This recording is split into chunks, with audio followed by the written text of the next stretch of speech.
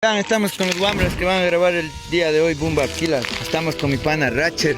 Imbabura Yactamanda, junto al Carter, Rap Quicho en la casa.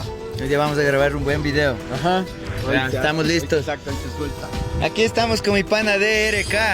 Saluda, mijín. Hola a toda la gente de Boom Bap Killaz. Esta cipher en Quichua, rap andino para todo el Ecuador, para todo el mundo. Esa es. Les voy a presentar aquí una persona que ha venido bien desde lejos. Este se llama Neculman que desde la tierra mapuche. Mari con Puché, con Pupeñi, Pula, Miem, Ayuculenta, Ñipio, que Pachantu Muley. Un honor y un placer poder estar aquí en esta yacta, Otavali, y poder filmar este nuevo cipher de rap quichua con estos Wambra Runa, hermano. Aquí está la hermanita de Don Gato. ¿Nombre? Sayuri. Sayuri.